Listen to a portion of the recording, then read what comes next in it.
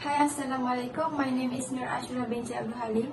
I like this course because I can learn more about the history of Malaysian economy, especially the process of economic transformation. I was also able to learn how to deal with the problem faced in the process of developing country. I'm NURLIYANA binti A.RAHMAN. I like this course because I can learn how to analyze the statistics from DOSM or SITC, so I can investigate further about all the economic history in Malaysia and what the scenario behind all the data. So my name is A.RAHMAN. So I like this course because I get to know a lot about economic Malaysia in detail. Hi, I'm Yana. I like this course because when I look at the difference between these topics and the topics that I've learned in Form 6, the topics turns out to be similar. So that it had been easier for me to understand the topic well. I'm ELAINE. I like this course because during this course I have learned a lot of knowledge like searching data, Malaysia economic history, and knowledge by Dr. Shukri telling his own experience. His teaching skill is very interesting. Hi, I am NURUL and YASMIN. I like this course because I can clearly understand current issues such as the country's politics and economy in Malaysia and other countries. Hi, my name is Mohd KURNIAWAN bin Abdul HAMID. I like this course because there are a lot of things I learned from Dr. Shukri, such as transformation of the Malaysian economy, search and collect data from the Department of Statistics Malaysia, DOSM, and the last one is how to present well during a presentation. I'm Yahya bin Saini. I love this course because I learn a lot about data in DOSM, so I can see the obvious change in the Malaysian economy in many forms. Okay, my name is MOHAMAD AZRI. So I like this course because I think this is the first time I was exposed to a lot of information as well as real data about the economy in Malaysia. Besides that, I also like when the lecturer at the class always show the real data from the DOSM, which is Department of Statistics Malaysia website. Coronavirus are a large family of viruses that cause respiratory tract infections. The latest and most pandemic coronavirus worldwide is now known as COVID-19. COVID-19 was first detected in China, with the first case confirmed on January 7, 2020 in Wuhan, Hubei, China. The first cases in Malaysia were confirmed among travelers from China in Johor via Singapore on 25 January 2020. Several local clusters emerged in March 2020. The most notable was a Tabligh Jamaat religious gathering in Kuala Lumpur, which caused a massive spike in local cases and imported cases to neighboring countries. The Malaysian government, led by Prime Minister Mohd imposed a nationwide lockdown known as the Movement Control Order (MCO), which came into effect on 18 March 2020. A third wave of COVID-19 infections in the country occurred as a result of the Sabah state election in September 2020. The Malaysian government responded by reinstating CMCO restrictions in most states since November 2020 to counter the outbreak. By mid-January 2021, the pressure of COVID-19 on the country's healthcare system led to the reintroduction of MCO restrictions across various Malaysian states and federal territories, which was extended to March 4, 2021. Nationwide state of emergency was also declared on 12 January 2021 by the Yang di-Pertuan Agong, suspending parliament and state legislative assemblies and granting the Mohd government emergency powers until 1 August 2021. Due to a decline in new cases by early March of 2021, the government lifted MCO restrictions in all states and federal territories. However, the restrictions were reinstated in several states from mid-April as infection cases rose again. With novel SARS-CoV-2 variants detected in Malaysia and a record surge in daily COVID-19 cases and deaths, the government reintroduced a nationwide MCO once more, which began on May 12, 2021. The MCO was strengthened into a total lockdown from June 1 that was extended indefinitely as the severe and continued spread of the virus led to Malaysia's healthcare system capacity being reached in some regions, in line with the high vaccination rates in the adult population against COVID-19, and a decrease in the number of severe cases of the disease since September 2021. Malaysia is expected to transition from the COVID-19 pandemic to an endemic phase by the end of October 2021.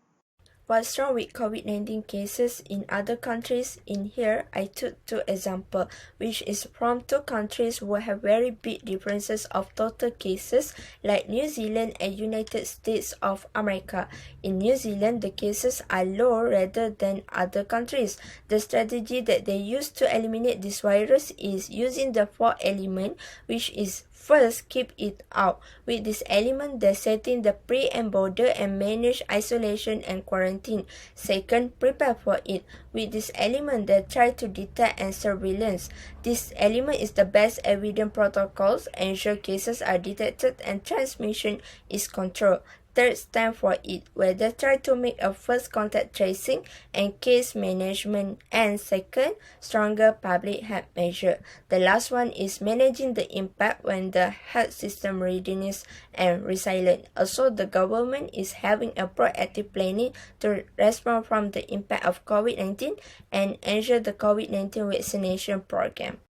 United States of America is one of the countries with the highest cases of COVID-19. Their strategy are first, ensure all Americans have access to regular, reliable, and free testing, like double the number of drive-through testing sites and invest in next-generation testing, including at-home tests and instant tests. Second, fix personal protective equipment PPE problems for good, like fully use the Defense Production Act to ramp up production of masks, face shield, and other PPE. And the third one is plan for the effective, equitable distribution of treatments and vaccines, because development isn't enough if they aren't effectively distributed. This is the announcement by our former Prime Minister Tan Sri Muhyiddin Yassin on 16th of March 2020 on the implementation of the Movement Control Order nationwide. Many regulations have been implemented under the Prevention and Control of Infectious Disease Act 1988 to prevent and curb the spread of COVID-19, and it beginning from 18th of March 2020. There were 4 regulations in the MCO 1.0 period. In Access Regulations Number 1 restrict movement and gathering nationwide. Restriction of movement included travel bans nationwide unless necessary to procure or supply essential goods and services, and international travel bans except for residents returning to Malaysia. Gatherings for any purpose, whether religious, sport, recreational, social or cultural purpose, were prohibited. Funerals were allowed to take place, but attendance was restricted to a minimum. All educational institutions, including schools, colleges, universities, and kindergartens nationwide, were required to close. All government and private premises were also closed, except those which were involved in supplying essential service. For Regulation Number 2, stricter travel restrictions were implemented, including, among others, restricting travel for foods, daily necessity, and healthcare to only within a radius of not more than 10 kilometers from a person's residence, and such travel was restricted to only one person at a time, unless reasonable necessary to be accompanied by other persons. Those who were involved in supplying essential service were allowed to travel from their residence to their workplace. However, they were required to produce an authorization letter from their employers if so required by the police officer on duty. During this extended movement control order, the government allowed those who were involved in providing infrastructure-related service to carry out works if such service were necessary for the supplies of essential service. Regulation 3 remained the same as Regulation 2. However, Regulation 4 was slightly less restrictive compared to the earlier regulation. Single traveler restrictions were lifted, and those who were traveling to procure food, daily necessity, or healthcare could be accompanied by one family member staying in the same house. During the COVID-19, although the inflation in 2020 was negative, the inflation for food and beverage remained in the positive position. The inflation of this group registered 1.3%. This was the lowest inflation rate recorded in decade. The highest inflation for this group was in 2011 at 4.8%. As we know, households in Malaysia spend mostly on fresh fish or seafood.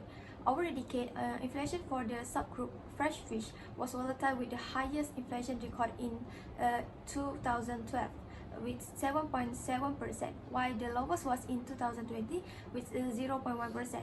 Meanwhile, fresh seafood also recorded a volatile inflation rate with the highest inflation in 2013 with 8.9% and the lowest in 2020 with 2.2%. Retail subsector contracted by double digits in 2020, with department store and fashion accessories shrinking the most at 38.3% and 37.9% respectively. As for the personal care businesses, which contracted 11.8% despite being one of their business that has been allowed to operate even during the MCO. This is similar to grocery store performance during COVID-19. Even though they have been allowed to open since the first MCO in March 2020, consumer spending has been reduced because of the reduce of income. When the majority of the population was forced to stay at home, the demand for personal care product also dropped. For a certain period of time, personal care stores were not allowed to open. Thus, their sales were badly affected, even though they were able to sell online.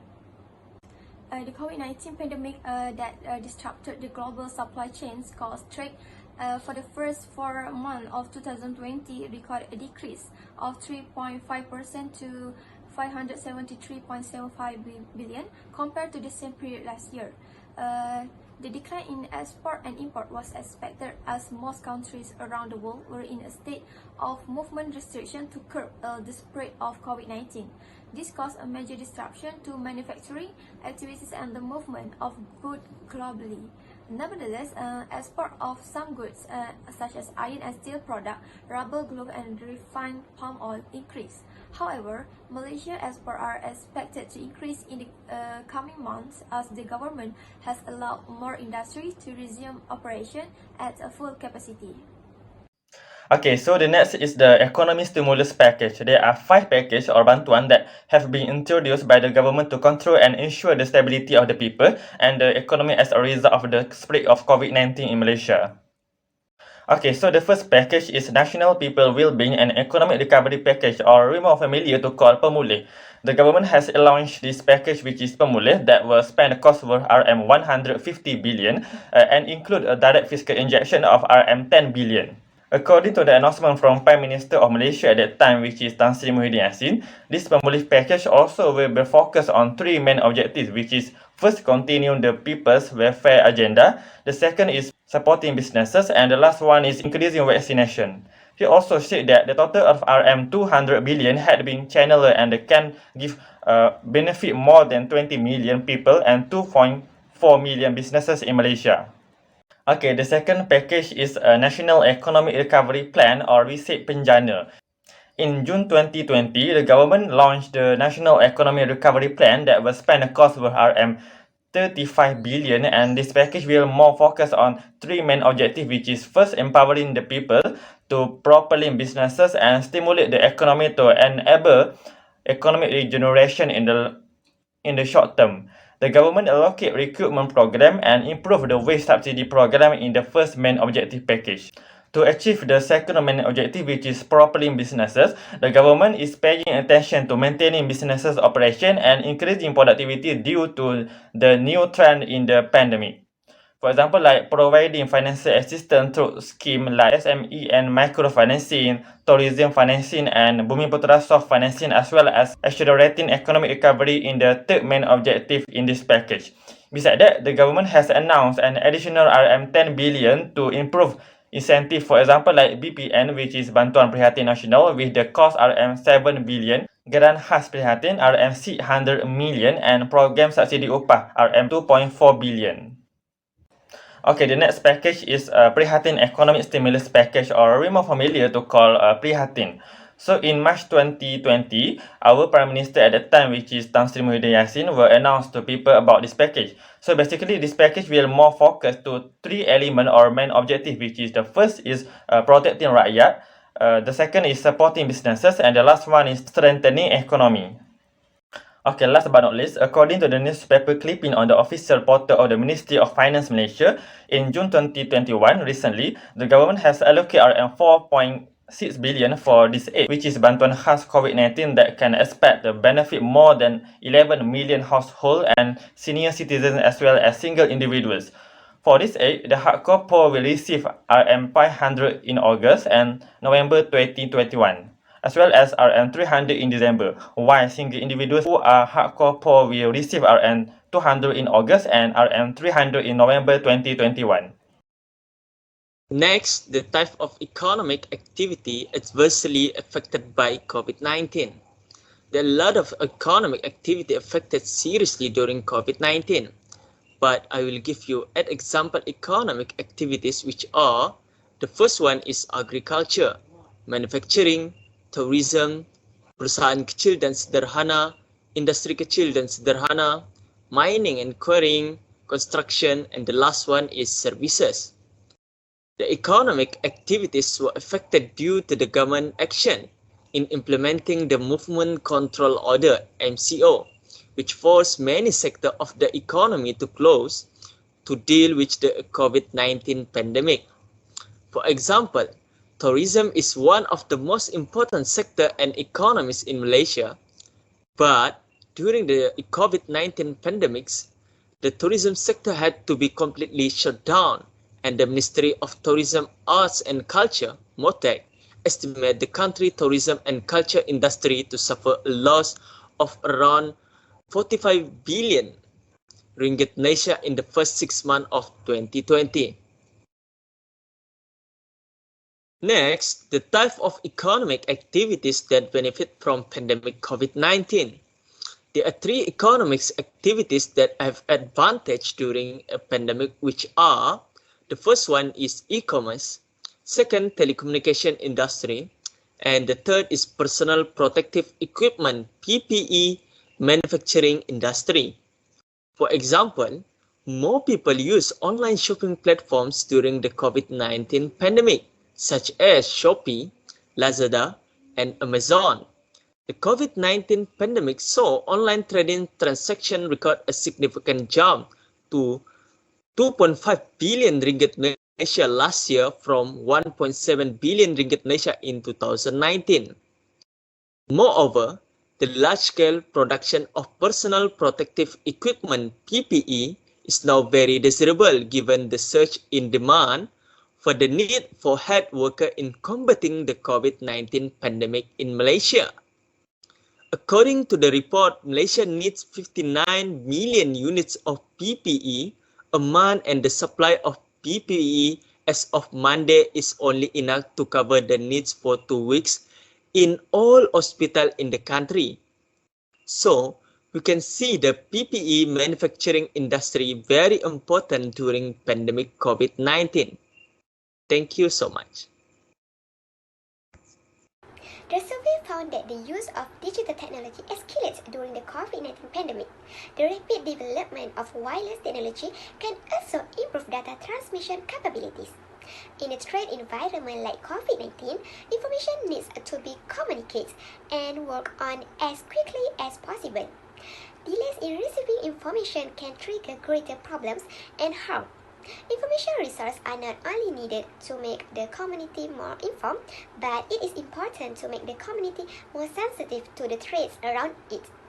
As we can see from this article, since COVID, people's activities can undergo changes in terms of way of working and living through generating activities in the home during crisis by using their mobile hardware as well as wireless network facilities.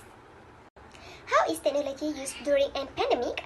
First, in terms of online learning, for formal learning, students are able to use mobile hardware for continuous learning for their work assignments. For example, they can communicate through social media such as WhatsApp application, Telegram to connect with friends and lecturers. They can exchange information through social media to post work, especially using public platforms such as the use of Padlet or Google Drive applications. Lecturers can use online platforms such as Zoom or Skype applications to conduct meetings or discussions with students with the availability of wireless networks. Second, in terms of working from home, due to MCO, Movement Control Order, the number of employers need to be minimized. Hence, employers and employers need to interact using mobile technology service to manage about employment matters. For example, updating documents and sharing information along with their latest work status. Indirectly, the use of digital technology increases as well as their level of work productivity.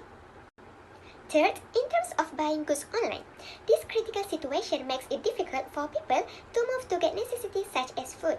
So, their service through e-commerce can be utilized to buy food or other goods online without having to go to the supermarket and can avoid crowds.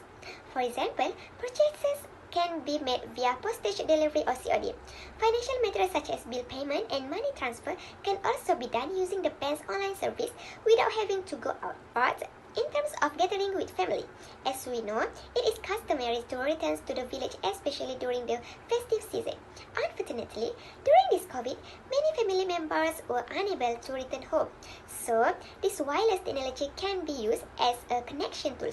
For example, grandparents along with their children and grandchildren, siblings, relatives, and friends can communicate virtually via Skype or Zoom, social media, and communicate using mobile technology. I believe Malaysia can success if we achieve the herd immunity. We can realize this herd immunity when our community reach the highest rate of vaccination to against a disease and can develop protective antibodies against future infection. Based on website COVID Now, our country reached 60.1% of rate of fully vaccinated and predict to increase to the 100% of adult population by October. What will happen to our country after this outbreak? Malaysia start to transition from pandemic to the endemic, where Malaysia having a high vaccination rate at the end of the October, which is mean we need to living with the virus. We can continue with our daily routine like going to school or office, but we need to do a new norm. We follow all the SOP.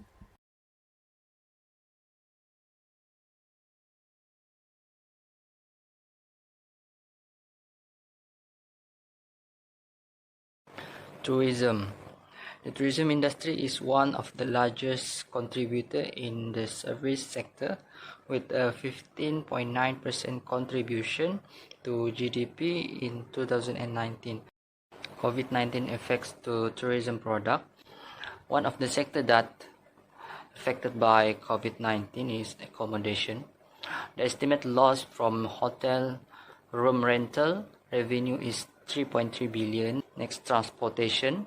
Malaysian air passenger traffic is forecast to experience annual growth of 33.2% to 38.1% by 2020, with a number of passengers of 67.7 million to 69.7 million passengers compared to 109.2 million passengers during 2019.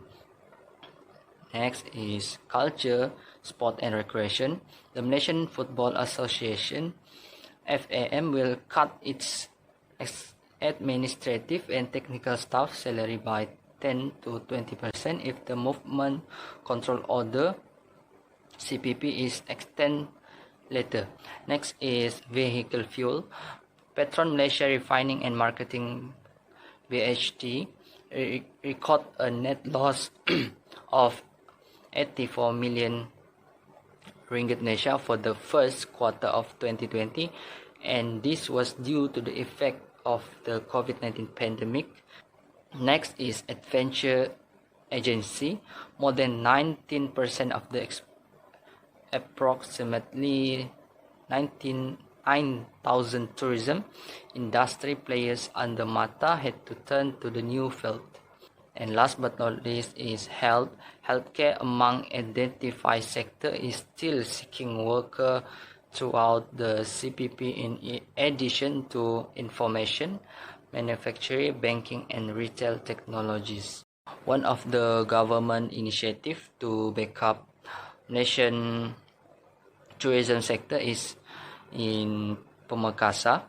The tourism operator company under the ministry will benefit from 3,000 ringgit Malaysia one-off financial assistance through the announcement of the Prime Minister Yang Berhormat on March 17, 2021 to ease the financial burden faced by affected tourism operators. The announced initiatives are expected to boost the tourism sector and help generate the country economy.